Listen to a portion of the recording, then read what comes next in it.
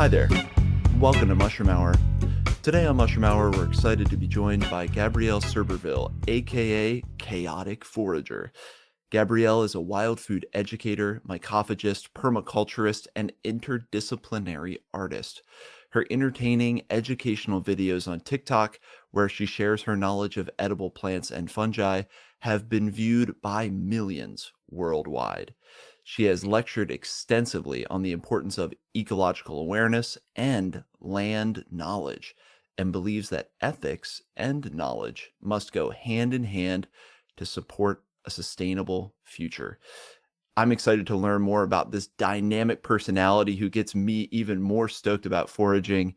Gabrielle, thank you so much for coming on the show. Thank you so much for having me. This is going to be really fun. I'm so excited to get to talk to you. Well, it'll definitely be fun because you're here. When I see you on TikTok, when I see you on social media, you're always high energy and fun and dynamic. So it was an honor to be able to have you grace us on the show here. But I am curious, now we see this media personality who has a lot of experience and but what were the influences that got you out into nature? And then maybe kind of what put you on the path to where you are today? And I know the life story is extensive, so as many kind of snapshots or little overview you want to give us of how you got where you are today. For sure. Yeah. So I grew up in the Pocono Mountains in Pennsylvania. So I grew up 20 minutes away from anything that could be considered commercial, just barefoot in the forest.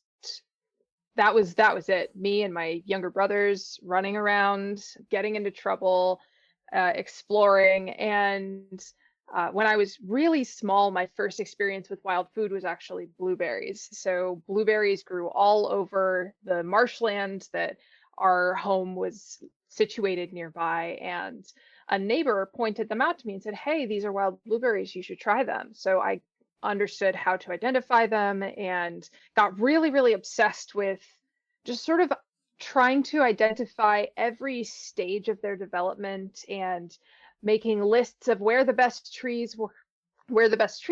And there were just so many things that went into my little 5-year-old brain about like what I wanted to do, and how I wanted to get to know this plant. And that's kind of the approach that I've always taken with getting to know a new organism, just trying to spend as much time with it as possible and do a lot of experimentation in that process and really trying to listen.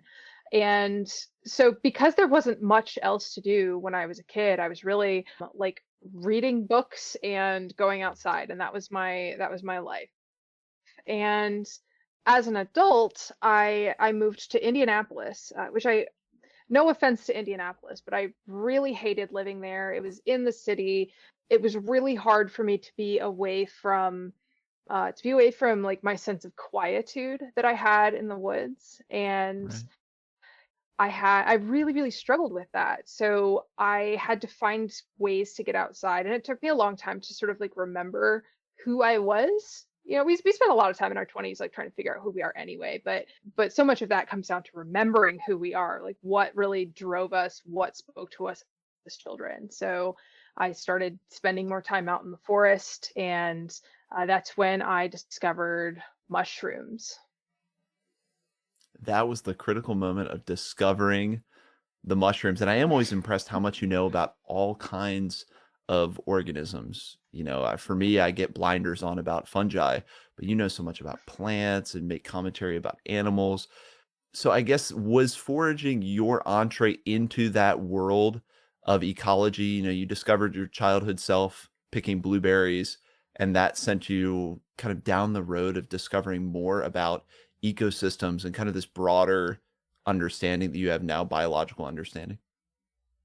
100%. Yeah, the more time that you spend with a forest thinking about it as a singular entity with a lot of moving parts, almost like opening up a watch and looking at how all of the pieces are fitting together.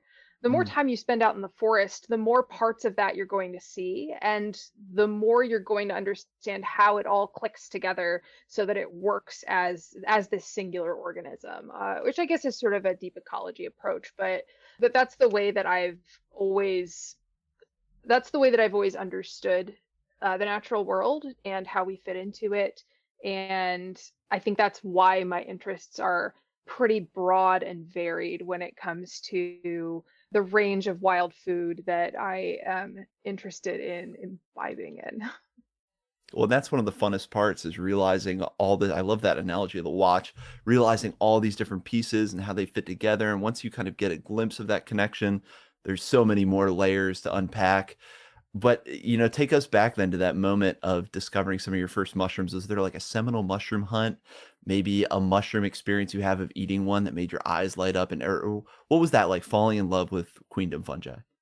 Oh man. That was a sort of a lengthy period of time. I had a lot of kind of rough stuff going on in my life when I was 25, and I would escape to the forested areas that I could find in Indianapolis. And one of them was this really great little pocket park called Holiday Park.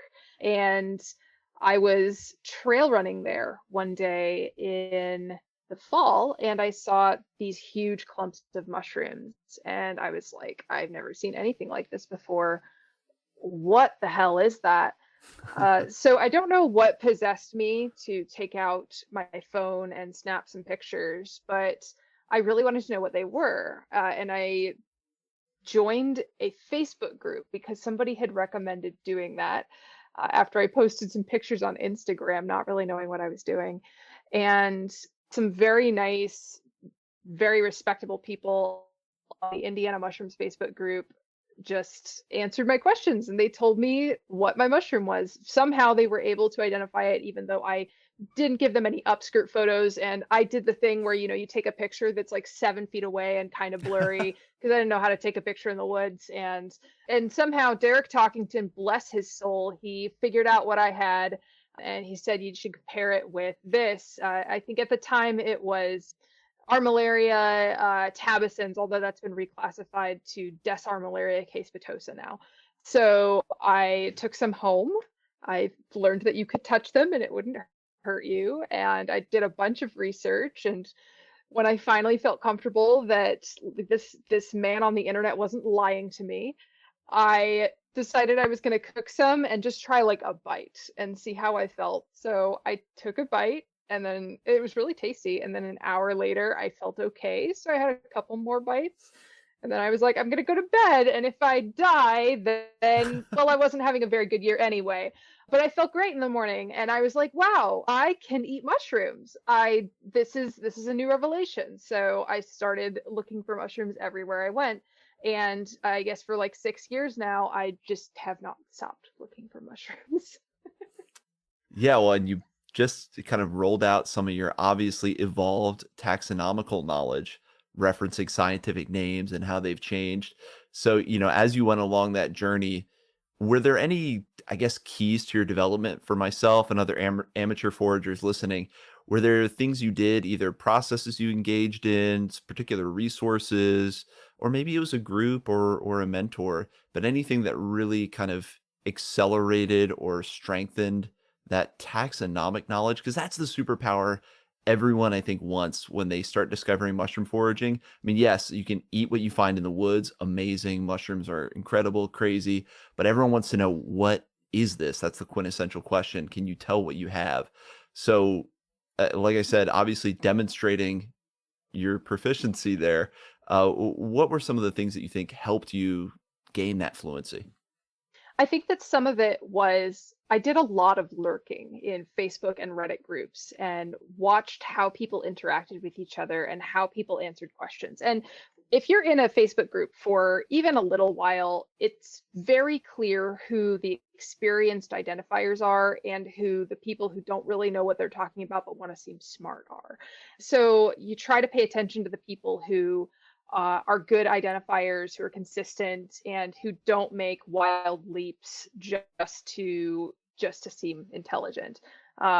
You start to recognize how people are answering a question, like compare to, and then giving you a binomial that you can look up yourself. So anytime, as I'm looking through these posts that other people are making of their mushrooms, anytime I see one of those people that I'm like, ah, yes, I can trust this person, I would go and I would look up that binomial and I would compare it to the pictures that were there. And I would try to learn everything I could about that mushroom. And then I would go out and I would look for that mushroom in areas that seemed similar to where the original person found it. So I did a lot of work on my own because I certainly felt pretty self-conscious about my lack of knowledge at that point, but I understood that there was a lot of knowledge to be had just from observing how experienced people did things. So you kind of soak it up like a sponge if you're really open to listening and occasionally being wrong and trying not to be dangerously wrong. Well, and that can also give you an idea of in those online environments who's worth talking to or bouncing things off of. So becoming a lurker on a Facebook group or a message board is a great first step to start getting that information and identifying folks in your local area. I love that. And then I think I know the answer to this, but would you say now that you've kind of gotten all of this knowledge that you're like obviously wild food, gourmet, you love eating what you find, but have you found yourself also researching unheralded mushrooms and just kind of an interest in everything at this point? Because I know that's kind of a bifurcation out there that more and more is getting dispelled as I talk to people. It's like, no, most people are into the food and the science. Have you found that true for yourself? You're just kind of interested in all the fungi you're finding. Oh, absolutely. Yeah, I definitely, when I'm trying to make content, I'm focusing more on things you can eat or things that you very, very much should not eat. But when I'm just out in the forest and I see a mushroom, I want to know what it is. I want to know that I'll be able to recognize it again when I see it again. I do a lot of just like picking mushrooms and looking at them, or my partner bought me a microscope last year for Christmas, and so I that's been so much fun to get to play with and get to get even deeper into understanding some of those morphological characteristics that are not visible to the naked eye. Things like looking at the spores and looking at the shape of the spores. So that's been really cool. But I think that if you are going to be a forager who's really like with the times, you should care about the science. Because if you understand a little bit about mycology, about mycological science, and about food science, then you're going to be a lot safer overall. Mm, For example, there are people who indiscriminately eat russula, but we know based on a series of studies that have been done on Eastern European people who indiscriminately eat russula but boil twice, that it can actually damage your organs after a while. So you want to make sure that you're keeping up on the new science because so much of mycology is new science, and you want to make sure that you're continuing to evolve your practice and be more safe as you grow and as you learn. yeah, I think that's great words of wisdom is that more comprehensive view of mycology and mycophagy and really kind of keeps you safer even if your primary interest Mhm. is foraging for your belly. But then the obvious question that I like to ask folks who are so experienced in foraging, how many species have you eaten and what are the sleeper edible mushrooms? I mean, starting first of all with armillaria, I think not a lot of people start there. I think people start with a morel or a porcini. So I think you're already going off the beaten path a little bit.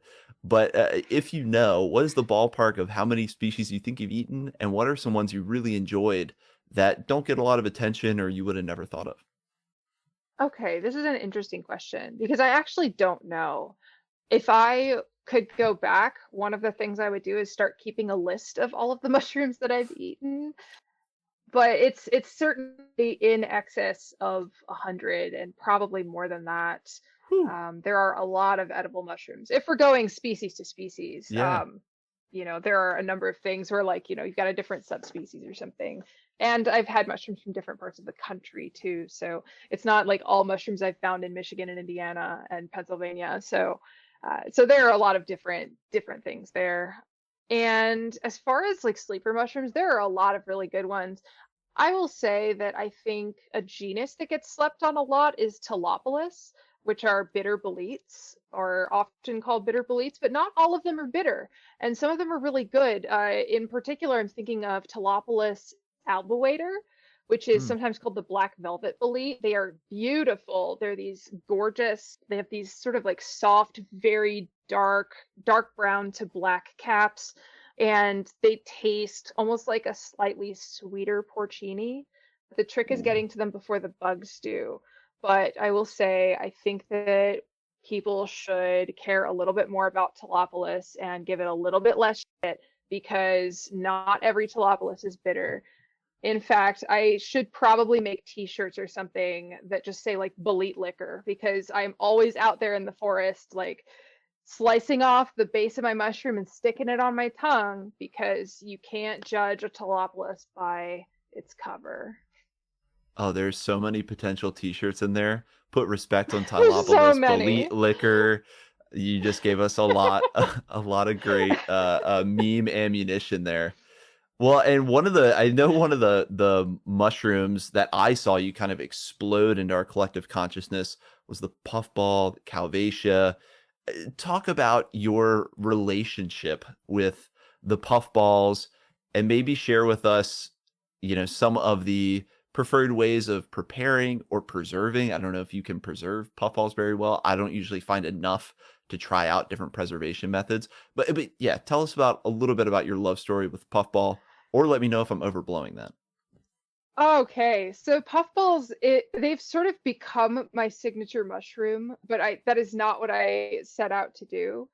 The giant puffball, we have Calvasia gigantea here, but we have a few other Calvasia species. I think on the West Coast, don't you have you have a giant puffball, but it's We have the the Booniana. mosaic one? Oh, you have the Booniana. Yeah, yeah. You've got some cool puffballs, but we have these massive, they're smooth, they're gorgeous, these white puffballs. And I remember that it was like 2020. I had kind of just started TikTok. And TikTok was just like a silly place for me to make videos and try stuff out and like document places I was going to find new mushrooms because I just moved to Kalamazoo. And I'm walking down this path and I see this busted up puffball on the side of the path. And I'm like, damn it, somebody smashed one of these again. I always find them smashed, but I bet there are more in the forest because the terrain was good. It was like open forest. There was some brush, but it wasn't too much. So I turned on my camera and I said, I just found these busted puffballs, but let's go into the forest and see if we can find some more. And I happened to find two very nice, very large ones. And I think that it's a few things about puffballs that have sort of like captured the public's interest. First of all, they look crazy. They don't look like Yeah. something that should be real. They don't look like they should be growing out in the forest. They look like alien volleyballs. They look like there's something wrong with them. You would probably stay away from them thinking that you're going to be part of like the Alien versus Predator franchise if you get too close. Alien But volleyballs. I love it. yeah, they're crazy looking, and they're so big. And so people, first of all, they don't believe that it's a mushroom. And second of all, they definitely don't believe you can eat it. So I made a video about this and people went nuts about it. They had no idea you could eat this. They were saying, oh my God, this is growing in my softball field. Oh my God, this is in my backyard. I've seen this in my woods. We always just kicked them. But then, suddenly I had all these people who wanted to hear me talk about more mushrooms. So, as far as the cooking part of things, what I will say is that they are a very versatile hunk of protein, but they don't have a lot of flavor on their own. Right. They actually have like a lot of protein. You can, in fact, turn them into protein powder if you want to. They dehydrate pretty well. They're really good for sort of adding bulk to mushroom spices too because they have a Oh. nice flavor as long as they're really fresh. You can dehydrate them, grind them down, and add them to like your porcini powder to stretch it. Or if you're a truffle lover, you can throw a truffle in there and then you've got like just more truffle flavor, which is cool. But my favorite ways to make them are usually to make some sort of like a puffball parmesan where you can just like bread it, crust it, toss it in a frying pan, and then sauce whatever you want to put on it, cheese, if you're a cheese eater. But last year I spent a long time kind of perfecting my puffball pizza recipe because there are a lot of puffball pizza recipes out there and 85% of them don't work. You Mm. just end up with like soggy, sad, sock tasting pizza. Oh no. Um, But what does work is slicing thick slices, dry frying them with a little bit of salt on both sides until they've reduced a fair bit, and then throwing them on a hot pizza stone in the oven with your toppings. That is the closest to pizza dough that I've been able to make them. So if you want to do the famous puffball pizza, that is the trick. You have to cook it dry fry with salt, let it the moisture out, and then stick them in the oven so that you don't end up with like soggy, wet pizza. That was the recipe I hope we teased out, because when I saw that on your page, I was like, all right, next time I find a puffball, we have to do this. It's mandatory. So thank you for sharing that. That is one of those that just inspires Yes. imagination and versatility. But then I'm sure for a lot of folks listening, I really appreciate that idea of like the powderized, extending some of your other powders. And there's probably someone listening who's like, oh, I'm gonna make puffball protein powder. That's gonna be the new thing.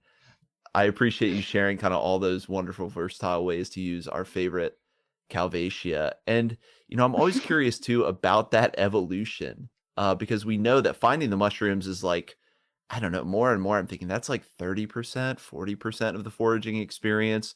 So much it comes down to the cooking and preservation.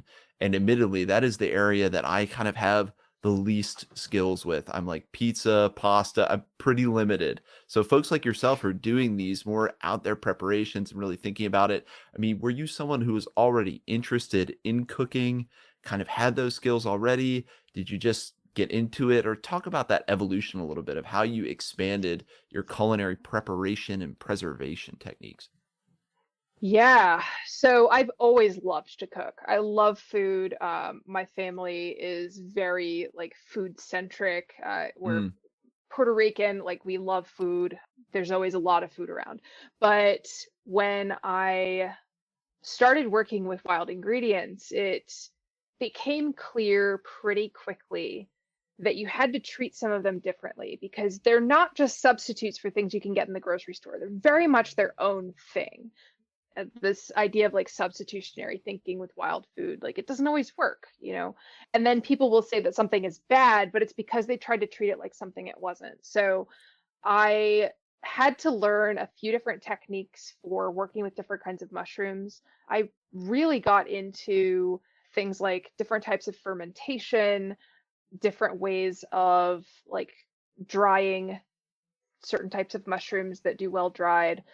Finding the best way to prep a mushroom for the freezer can be something that varies from mm, species to species. So you might not want to dehydrate your chanterelles because if you try to rehydrate them after that, the structure is just really ruined and the texture is bad. But you can dehydrate them and you can grind them into powder and throw them in soup, and they're a nice thickener and a flavor additive. I've also heard that freeze-dried chanterelles are really good, but for some reason, dehydrated ones, it just doesn't work. Some mushrooms do better if they're pickled over a long period of time. Some mushrooms do well if you do nothing to them and you just throw them in a bag and you throw that bag in the freezer and you pull it out whenever you need mushrooms. I've found that that is definitely the case for things like Butyrhybolides frostii or a mm. frostbolete. They do not like it if you add oil and then throw them in the freezer. They just disintegrate. So a lot of it is trial and error. And you have to be okay with a little bit of waste to find the balance and to find like what's going to work. Yeah, that's really interesting to just try putting them in the freezer like that. So giving us a little more inspiration to just try things out and see what works. I mean, God, that's probably a theme of this entire podcast. That's how we're learning more about mycology in general, is people just trying things out and seeing what works. Why wouldn't that apply to foraging and wild food? And then most recently, has there been a recipe or a preparation just, in recent memory that you've come across that's been like a revelation for you, or one that you really like right now, a certain mushroom with a certain preparation that you just find yourself going back to that you want to mention? Man, there are a few. Heritage food is really important to me.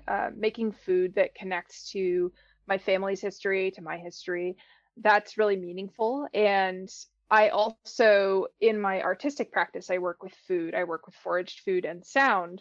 So I've been spending a lot of time doing these things that I call audio dinners or sound dinners, Mm. where I will create a huge foraged meal with multiple courses and create a track to go with each of those different courses, which has been super fun. I've done a couple of them so far. I just finished one up at United Plant Savers a couple weeks ago, actually 1 week ago.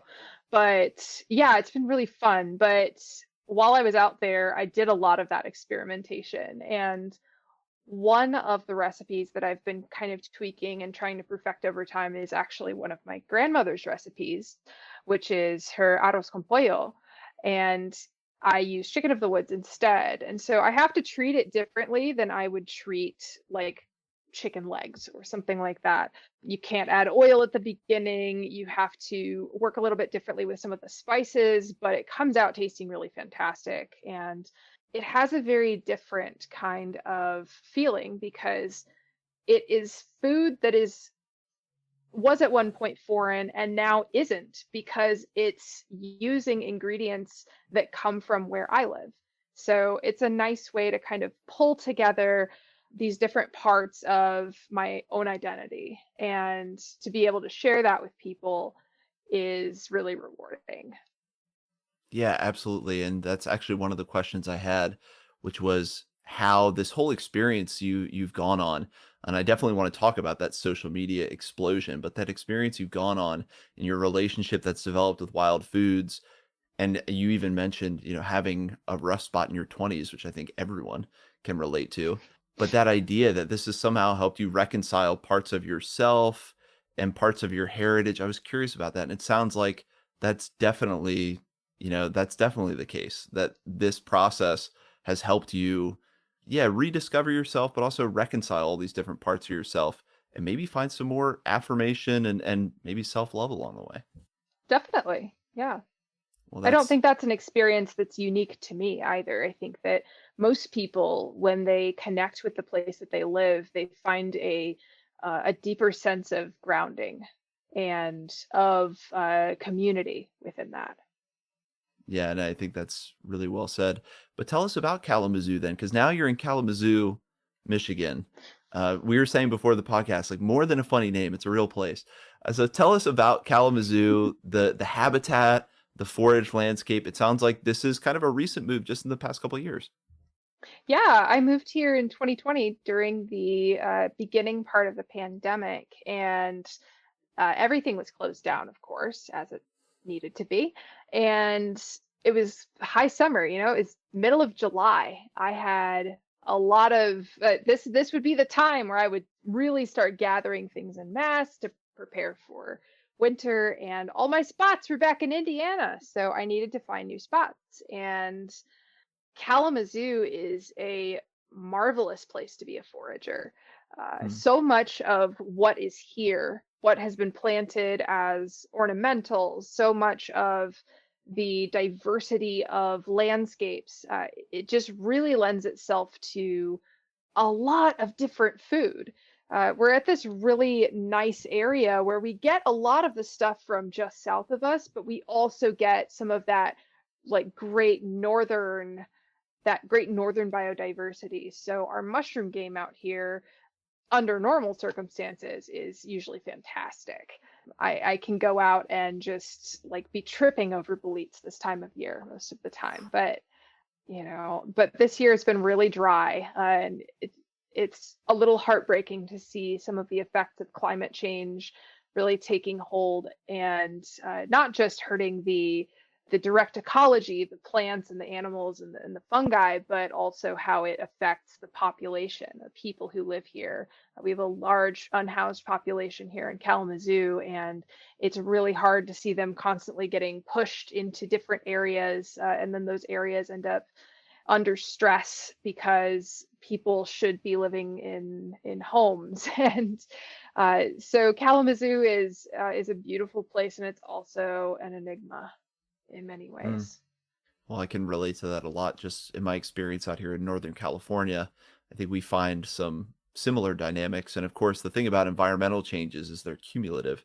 So we won't really see the impact, immediately. I mean, we are seeing an impact pretty fast, but over the years, we're only going to see that snowball and Hmm. change. But aside from mushrooms, I know you post a lot about wild plants. And what are you discovering about the flora there in Kalamazoo? Is it rife with edible plants, medicinal plants? What has that practice been like there in Michigan?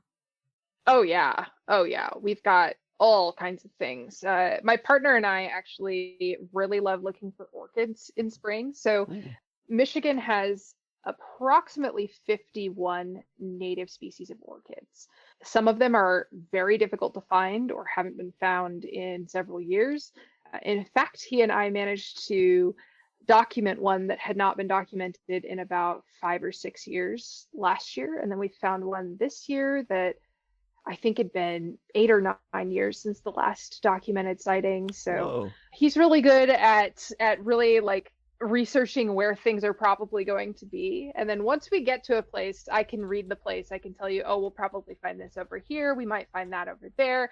If we go a little bit further over that ridge and we go down, I bet there are going to be chanterelles there. And I'm usually right. But when it comes to looking at Google Earth and figuring out what's happening, no idea whatsoever. So he's definitely the analyst in the situation, and I'm more the boots on the ground, like get me there and I can find the stuff. What a dynamic duo. You have your eyes in the sky technology person, and then you're there to sniff it out once you get on the ground. I was gonna Definitely. ask that Yeah. about your partner, and it sounds like he has very much been brought into the foraging world and, inoculated, whatever you wanna call it. It sounds like that is very much the case. Partner in crime. Well, it's nice because he was already into it. So I can't be blamed for the amount of time that he spends out in the forest or that he spends on his hands and knees like photographing Glia forest in the cemeteries or any of that. Like that's all on him. I can't be blamed. So You weren't a fairy that lulled him out into the forest, he was already there. Well, he and was then already there.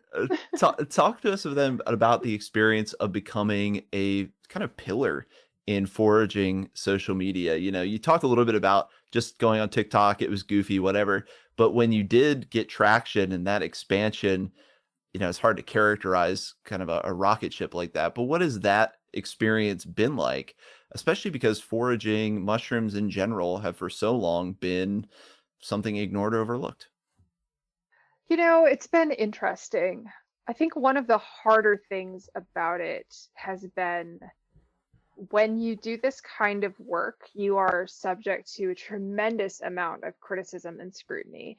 So the moment that you misspeak, even if it's very benign and it's very obvious what you were trying to say, people will jump down your throat. I'm constantly being compared to other people who are in the foraging space, even if it's not like we're not occupying the same space, just because foraging isn't like a super high visibility niche to be in. And so there aren't as many of us to compare to one another.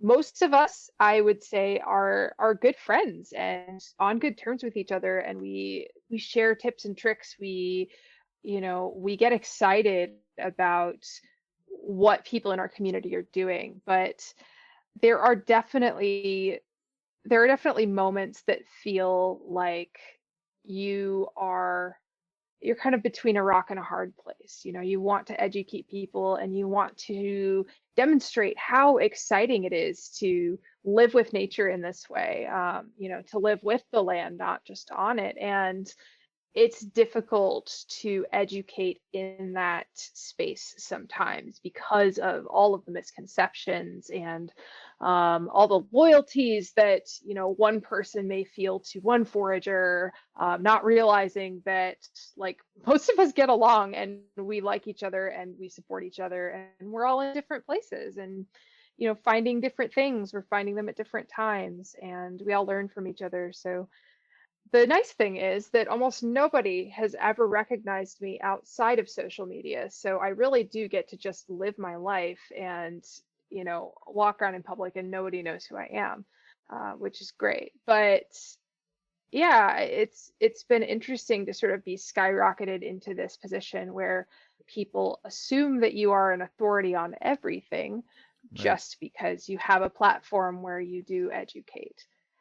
It's a hard place to learn sometimes. When I was starting out, if you ask the wrong question or you ask what somebody deems a stupid question, you're very liable to not just be laughed at, but to be abused. And it can make it hard to learn because you're having to deal with other people mocking or trying to embarrass you, which is why I lurked. I could see other people getting mocked for questions that I wanted to ask. So I just try to be as gracious and friendly as I can and to answer questions over and over if I need to, as long as I can tell that they're being asked in good faith. But yeah, it's uncharted territory in some ways. Yeah, it feels like just over the past couple of years, there has been this uncharted territory of people emerging and getting visibility as a forager or a wild food person. And I think you hit it on the head with everyone expects you to be an authority or an expert. And I would imagine, you talked about that spectrum of being hard to learn because this is kind of this arcane thing people are very protective of. But then as you get more visibility, it kind of gets more so because then people don't want to share. They want to mock you even more. Oh, you have this platform that you've developed just by sharing your authentic self and you don't know XYZ. Well, now it's like even more of an indictment of who you are Hmm. when I watch someone like I watch your content or any of the folks who are big on TikTok or Instagram and foraging, I hope people see it more as a call to action because I feel like you're trying to pull people out into the woods to share stuff, get involved. It's not like, look at me and how great I am. I think I hope for folks who are more viewing this kind of content, I like to think that folks posting about foraging and wild food is more of an invitation to, hey, come post, look at stuff. I'm always impressed by yourself, whether it's Gordon fascinated by fungi or all these folks are leaving comments on like accounts that just started of people just posting stuff. And it's like, no, we're trying to, this is what it feels like to me. Like we're trying to bring you on the team, not act like we're part of this exclusive club. Yeah, and it's not this exclusive club, or it doesn't have to be. At least I've Yeah. found on TikTok, like we are not an exclusive club. Like, there are people that I consider like far more authoritative than me that have 400 followers, and maybe just like don't quite know how to make the content that gets the views, but like that doesn't matter. You know things and you can share things, and that's great. There are people who have a lot more followers than I do that make a lot of mistakes in their content that are sometimes kind of dangerous, and you've just gotta be open to people practicing foraging. It is a practice. Yeah. It's not an opportunity to just show off all the time. I am always learning. I am always trying to pick up new skills. I've learned about several new plants and several new mushrooms this year because you're never done learning. I'm demonstrating a practice of being with nature in my TikToks. And I sometimes get details wrong. For example, I made a video earlier this year about May apples, and I said you cannot ripen them on your countertop. It doesn't work because the methods that I tried had never worked. And then I Hmm. had a couple people in my comments go, try this. This works. And I did. And now I get to eat May apples because I learned something new. We're always doing that all the time. We're always learning about new plants, learning about new mushrooms, learning about new ideas of how you should harvest things. There's always so much to go on. It's kind of like medicine. It is a practice. It is something that you have to continue to do and you have to continue to learn about, and you're never done learning. It's an art. It's a practice. Well, and actually, what I just thought of in hearing you talk about that example is not taking it too badly to heart. If you share something and someone corrects something in what you're posting, like, no, that's part maybe of this feedback loop of this community, is that enables you to learn. Then who knows? You can make a video even talking about it. Like, look what I learned. But then on the other side, also for people who want to point out things or feel like someone got something wrong, maybe do it with compassion, or sometimes I do it with a question mark, right? Like, isn't this da da da? And you ask it instead of being like, "Rah, rah, rah," and being angry and trying to prove how right you are. Yeah, there's definitely an etiquette to it, and not everybody has that etiquette. I certainly think like if you have a relationship with the person you're trying to correct, maybe your mutuals or you have their email, maybe shoot them an email. Maybe don't blow up their comment section because that can be a little rude. And then that person can credit you in their correction. There are so many more polite ways of going about it than just info dumping in somebody's comment section. And wearing that as a badge of honor, keyboard commando. Well, you said something interesting before the show, which was TikTok is less about social media and it's more of entertainment media. Talk about that distinction and or what it means to post and share in that context. What does that mean? Yeah, sure. So if I make a post on Facebook, my audience is people that I know, hopefully, even a little bit, people that I have some sort of connection with. Right. If I make a post about like something cute my cat did, it's for my family, it's for my like extended relatives, some friends who know that cat. And, they're maybe going to like that, but it's because of the relationship that they have with me, not because that content is necessarily like stellar on its own. But when you get over to TikTok, you're not building a social network, you're building an audience. And hopefully it's an audience that wants to keep watching what you make. But there is really no good way for that relationship to be reciprocated unless they make content that you also like to consume and you become mutual somehow. But even that can feel very parasocial. So I have absolutely made friends through TikTok. I mean, I never would have gotten to know Gordon if it wasn't through TikTok or the Wondersmith or any of these other wonderful foragers that I have developed friendships with. But I'm not making content for those people necessarily. I'm making Mhm. content for a broader audience to hopefully get more people to watch the video. So in that sense, you're not putting on a personality, but you are emphasizing who you are, and you're emphasizing characteristics that make you stand out and seem watchable so that Mm. people will watch your movie and your watch your little movie and your audience will grow. So I think that it's really about like what's the intent of what you're putting out there.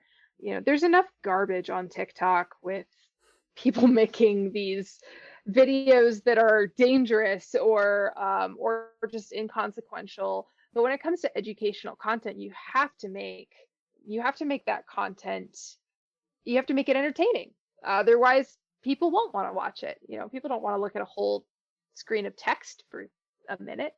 They want to see Right. somebody doing something. They want to feel like they're there. You're kind of having to think about it like you're making a little low budget TV show for people. That's what it feels like. Because I've watched the evolution where pioneers like the folks you mentioned and yourself have kind of made it where it almost, I mean, there's production that goes in. You can see it and you can feel it, the right amount of kind of dynamism, but then information. And, for me, it was part of something I was like, whoa, this is a whole world. This is a whole set of skills that I will have to upgrade. And I kind of burrowed deeper into the podcast, but I'm still keeping a pin there that we might return to kind of do more videos and learn from you guys and try to do some more videos like that. For folks making videos, is there like certain equipment you recommend? Certain, this is partly a selfish question, but equipment, style, anything like that that you found a lot of success with and in kind of getting traction? People talk a lot about like the equipment you need and everything, and I don't think that that's what makes a video work. I think that Yeah. certainly learning a few editing tricks, even something just like cutting your silences, filming off the platform so that you have more control over what you can do. It's a lot easier to use like some super cheap or free editing software. I mean, if you have an iPhone, you have clips. It's already there. You can do so much with it. You can do a lot of fun little editing things. You can switch up your shots more. You can do more, but you don't need fancy equipment to make a good TikTok because TikTok is not about production value. TikTok is Hmm. simply about entertainment, feeling that sense of connection with the person who's giving you that information.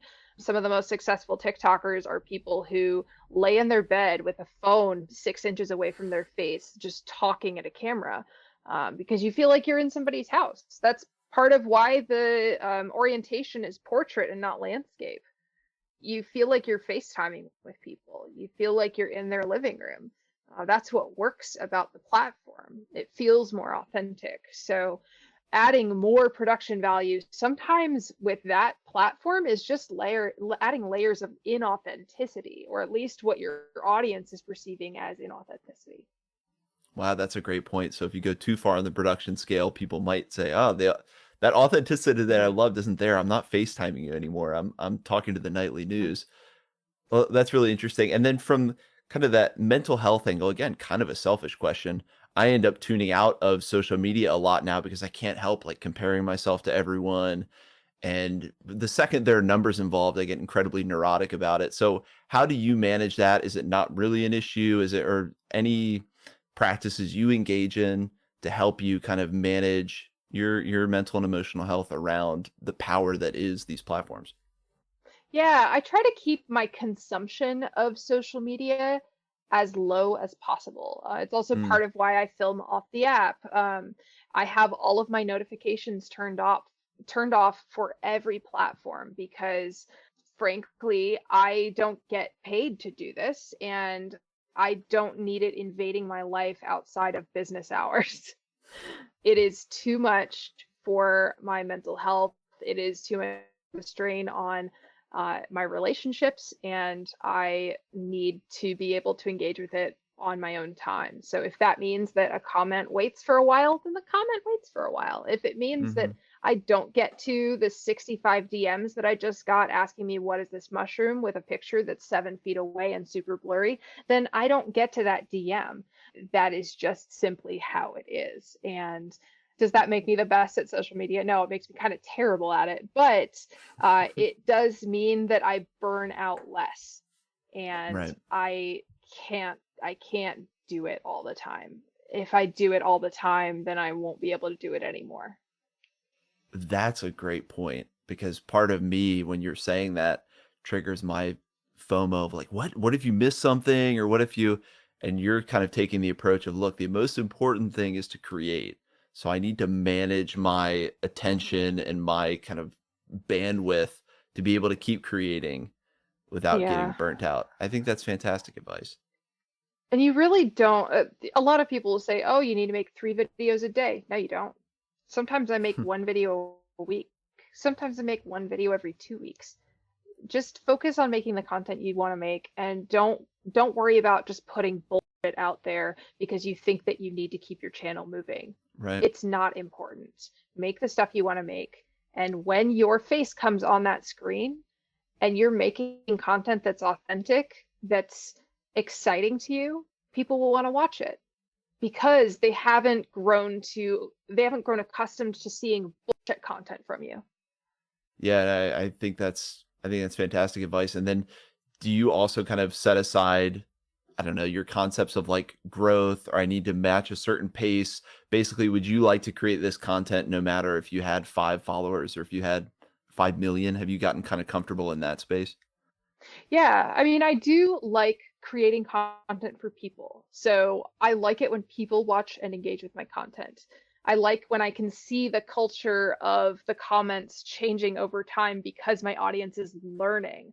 Mm, That is incredibly valuable to me. So would I put this much into it if I had 5 followers? Of course not. I have other things that I should be doing in that case. It wouldn't be a wise thing to spend all of my time on. But because of how I've been able to grow this channel and I've been able to do certain things to make sure that I don't starve while I do it, I am able to pour myself into it to some degree. And because it is authentic content. It is what I love most in the world, getting to be outside and teach people about nature and connect that to my own creative soul. Done. Awesome. Let me do it forever. right. This fits right in with who you are already. No change is needed. I guess outside of social media and foraging. You mentioned you do a lot with music. Talk about some of the artwork you've been producing because there are kind of snippets have emerged on your pages of like you, it's not ASMR, but it's like your voice speaking about ecology over some very kind of subtle music. So talk about the life outside of that, kind of what some of the art you're pouring your attention into and some other things that you're creating.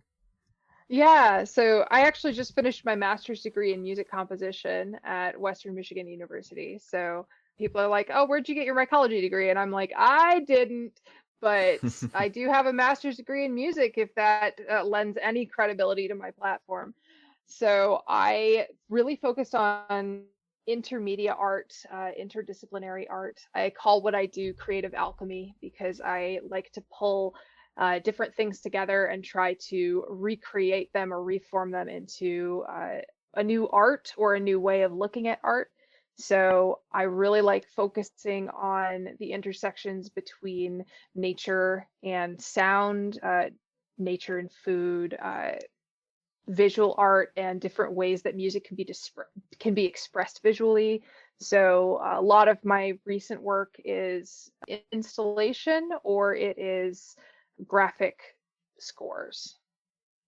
Yeah, because I could tell there was not longer form, but yeah, kind of a more thoroughly produced, kind of artistic creation you had going on behind the scenes, and you do talk about it on your page. And I think we're mutual, so I might get some inside intel there, but I was really curious about that. So there's kind of this whole creative, musical, blossoming side going on there as well. And the question that I forgot to ask before about this social media landscape, this big social media landscape where foraging and mushrooms are like firmly in the mainstream now, I think. What are some changes you have seen that show you how much of an impact this space is making? You know, I guess it might be something like a big magazine has reached out to you, or you mentioned something about foraging to someone who might not know who you are and they already know about it. Have you seen little cues that show, like, wow, what I'm doing, what other creators are doing are kind of moving this culture forward in a way? Yeah, so something that I alluded to earlier was that I've noticed the culture in my comment section and in other comment sections of other mushroom people is changing. So you're probably very familiar with the sheer amount of mycophobic misinformation that just gets thrown around in everyday conversation if the topic of mushrooms comes up. So I do my best to dispel as much of that as possible. You know, people talk about, well, oh, I saw this brightly colored mushroom, it must be poisonous. Well, mushrooms don't really exhibit aposematism, so you can't use color as an indicator for toxicity. You know, just yesterday I filmed a video of the extremely toxic Amanita bisporagera and was holding the mushroom the whole time because it's okay to touch mushrooms, even if they're super toxic. They can't hurt you unless you eat them. And there were definitely people in the comments who were like, put it down, don't touch it, it's poison. And then I noticed that other commenters were coming in and repeating things that I've said in other videos about how it's okay to touch mushrooms. And so noticing that other people are coming in and correcting the misinformation tells me that the culture that cares about this is learning and that they're evolving and growing. And that has been really cool to see. I mean, we're already seeing, you know, just outside of mushrooms, we're already seeing this big push to ditch lawns and plant things that matter to pollinators, plant stuff that is going to provide habitat for wildlife.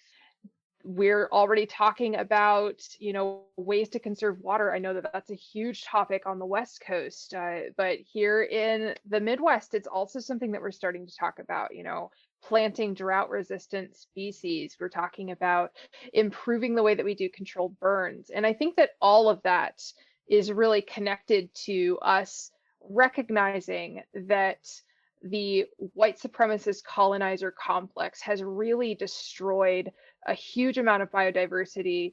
And while maybe the effects of that weren't felt as deeply 50, 60, 70 years ago, we are seeing the writing on the wall. And many people have seen the writing on the wall for much, much longer. And so we're having to take into account that always thinking of ourselves first is not the best solution, not even for us. Because if we don't consider the needs of the ecosystem that we live in, we're going to burn too.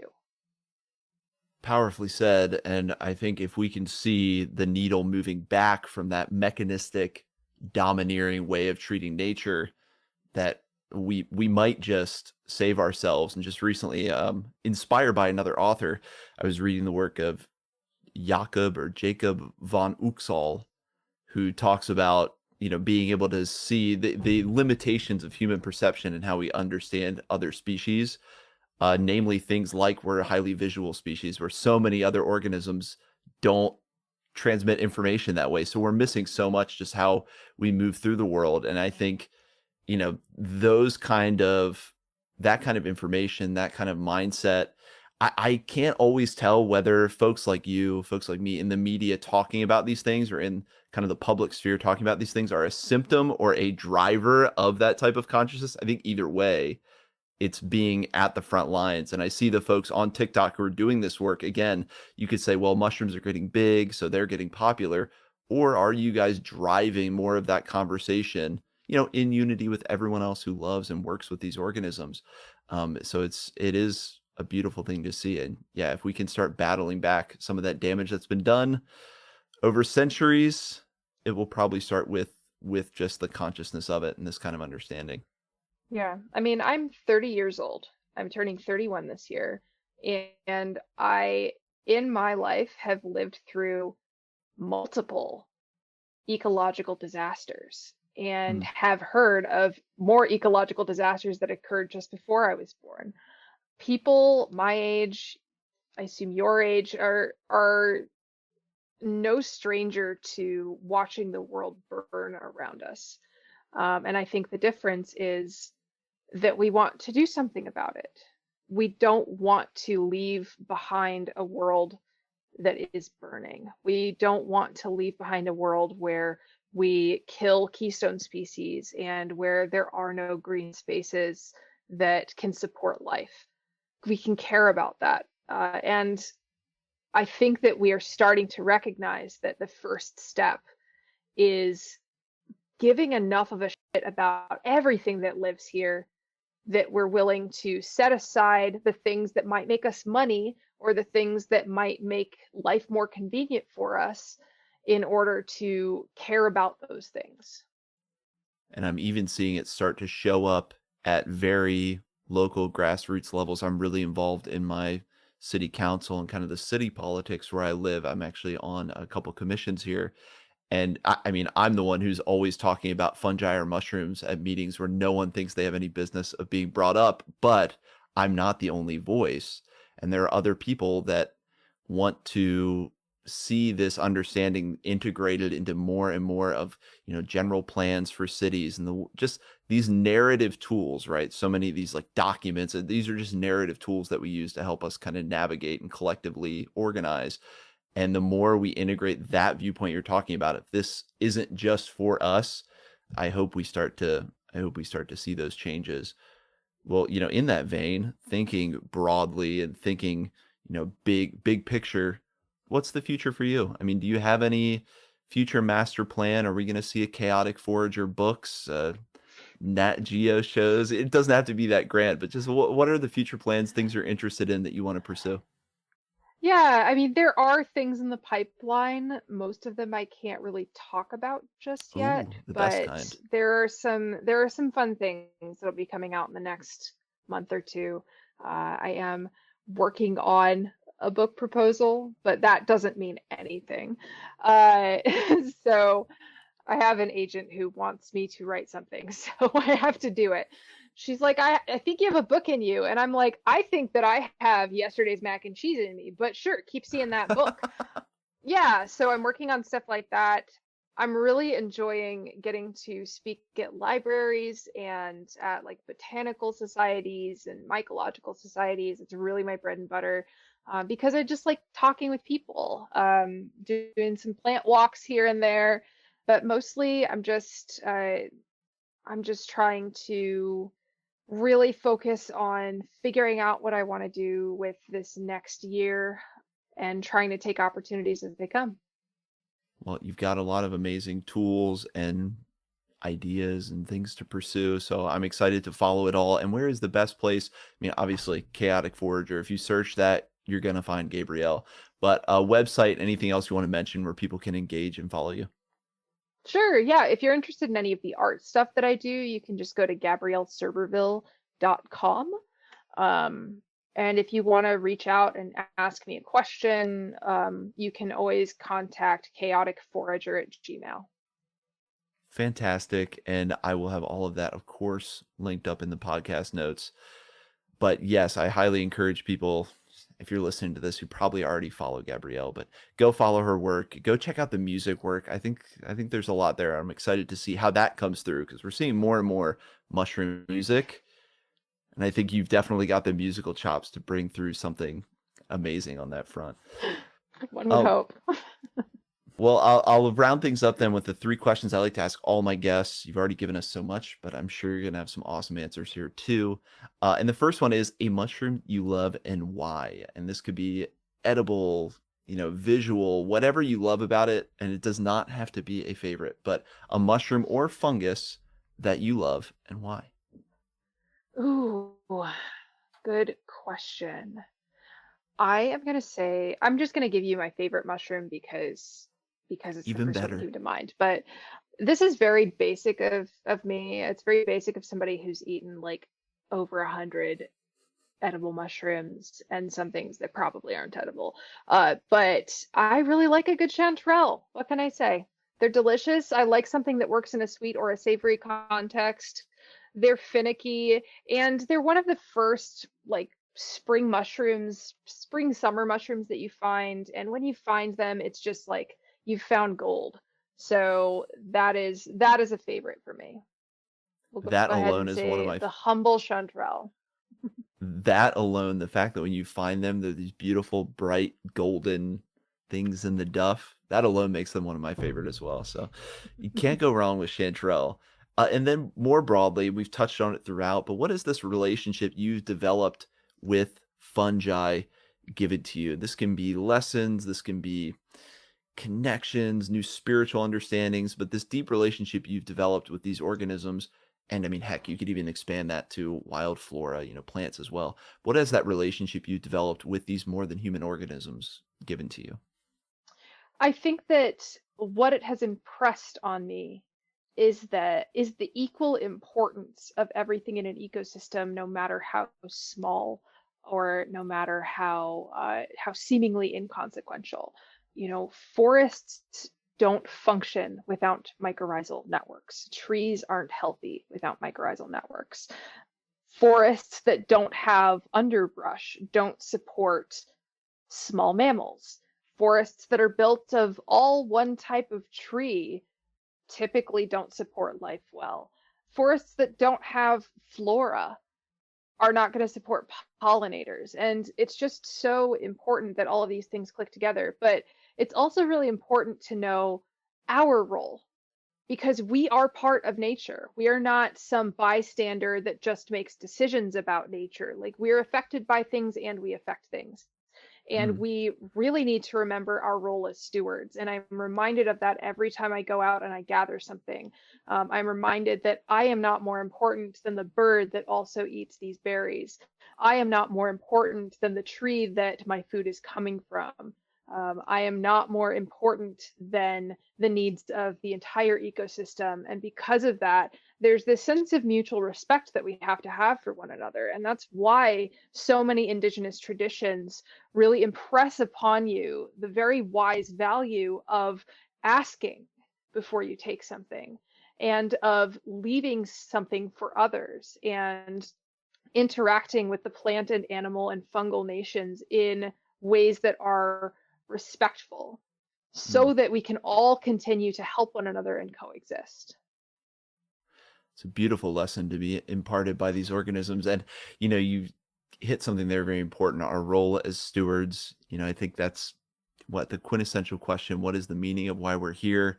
And for me, and for so many people I know who develop these relationships with other organisms, it becomes obvious. Our role here is to steward this place for us and these other organisms that live here. And I think on the flip side of kind of learning that respect and learning we're not more important than other organisms, I like to also take solace in kind of understanding we're not just viruses on the planet either. That no, at our highest aspirations, we can enhance ecosystems. We can be a regenerative agent in some of these natural spaces. Absolutely. It is such a cop out to say that humans are a plague on the planet.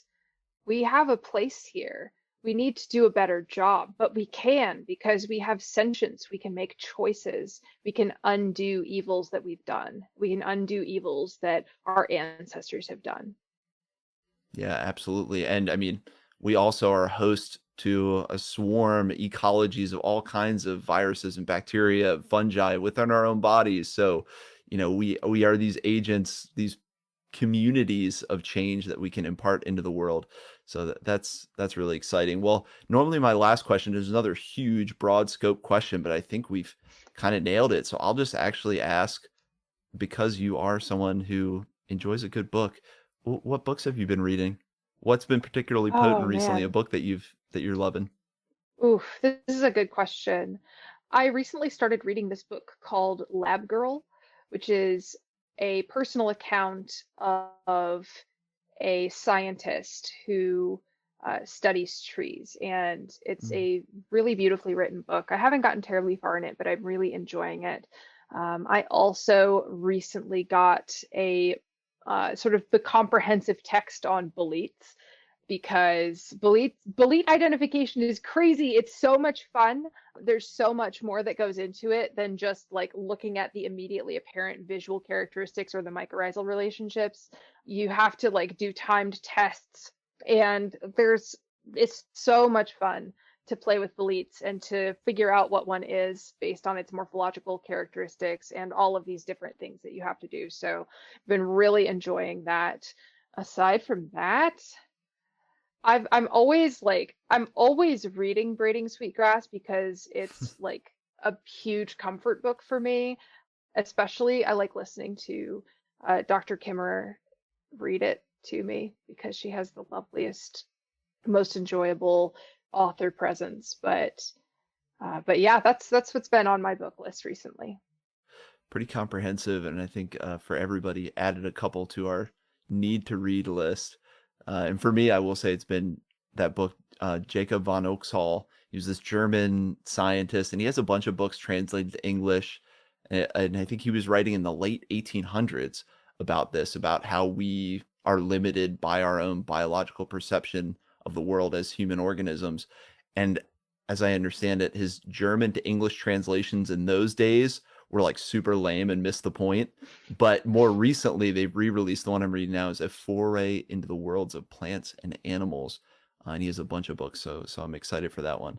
But yeah, Gabrielle, thank you so much for That's Gabrielle, actually. Gabri. Oh my God. Gabrielle. See, I'm so neurotic. I'm gonna go back and edit all of it. But Gabrielle, thank you so much for coming on the Mushroom Hour podcast. Thank you for sharing your insights with us and your insights even more than just all of your knowledge about plants and mushrooms, but your story and your journey and your history and pioneering this crazy world of social media that we're all still trying to understand. So yeah, it's been an absolute pleasure speaking with you. Thanks for coming on the show. Thank you so much for having me. It was a real pleasure to get to speak with you.